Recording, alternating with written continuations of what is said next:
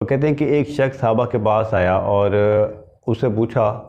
کہ میں بہت غریب ہوں، میرے پاس ایک سوٹ ہے اور ایک کپڑا ہے جس کو میں پہنتا ہوں، اور میرے پاس کچھ بھی نہیں ہے، میں بہت غریب ہوں، تو میں کیا ایسا کروں جس سے میری زندگی میں برکت آ جائے؟ انہوں نے فرمایا تم خدا کا شکر ادا کرو، خدا تمہیں اور دے گا۔ اس نے کہا اللہ کے بندے، میرے پاس پہلے ہی کچھ نہیں ہے، میں کس بات کا شکر ادا کروں؟ جب وہ گھر واپس جا رہا تھا تو وہ کپڑا بھی ناشکری کی وجہ سے پھٹ گیا، اور ایک اور شخص صحابہ کے پاس آیا اور ان سے پوچھا کہ اللہ تعالیٰ نے مجھ پر اتنا رحم کیا ہوا ہے، میرے پاس بے شمار دولت ہے اور میری دولت بڑھتی جا رہی ہے، اس کو میں کنٹرول نہیں کر پا رہا، اس کی کیا وجہ ہے اور میں کیا کروں جس سے میں اس کو کنٹرول کر سکوں؟ تو انہوں نے فرمایا کہ تم شکر ادا کرنا بند کر دو۔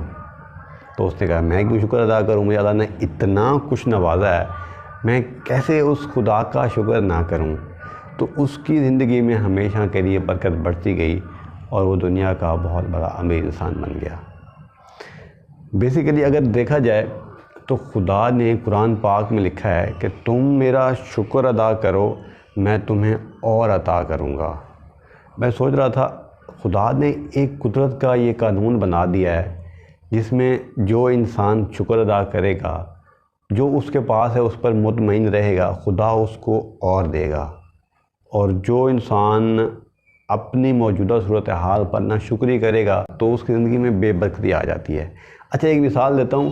آپ سوچیں کہ جب ہم کوئی نیگیٹو خیال اپنی زندگی میں لے کے آتے ہیں اور ہم سوچتے ہیں کہ یہ سب کچھ میرے ساتھ ہی ہونا تھا، میرے پاس یہ چیز نہیں ہے، میرے پاس یہ نہیں ہے، آپ غور کریں گے کہ آپ کے دماغ میں بہت ساری ایسی اور نیگیٹو خیالات آئیں گے جس سے آپ بے چین ہو جائیں گے اندر سے، اور آپ کو ایک مایوسی کی کیفیت میں وہ آپ کو بات لے جائے گی۔ اور دوسری طرف اگر آپ الحمدللہ کہتے ہیں اور خدا کا شکر ادا کرتے ہیں دل سے، اور ان چیزوں کو دیکھتے ہیں جو آپ کے پاس میسر ہیں، تو آپ اپنی دل کی اندر کی فیلنگز کو دیکھیں، اور اگر آپ 10 بار الحمدللہ کہتے ہیں اور ان چیزوں کو اپنے مائنڈ میں لے کے آتے ہیں جو آپ کے پاس موجود ہیں، تو کچھ دیر بعد آپ کا مائنڈ بہت خوش اور پر اطمینان ہونا شروع ہو جائے گا۔ بیسیکلی یہ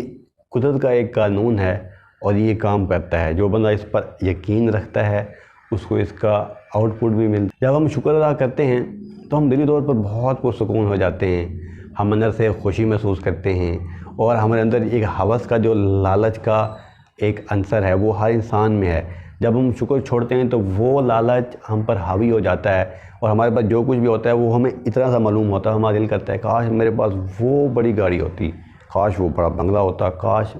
اس سے اچھا ہوتا، لیکن جو ہمارے پاس ہے وہ ہمیں بہت چھوٹا دکھتا ہے۔ جب ہم شکر ادا کرتے ہیں وہ چھوٹی چھوٹی چیزیں بھی ہمیں بہت بڑی کر کے دکھنا شروع ہو جاتی ہیں، اس پہ انسان مطمئن اور خوش ہونا شروع ہو جاتا ہے۔ نہ صرف اس سے اطمینان ملتا ہے بلکہ خدا اور نوازتا ہے اور زندگی میں بے شمار برکت حاصل ہو جاتی ہے۔ اپنا بہت سارا خیال رکھیے گا۔ اللہ حافظ۔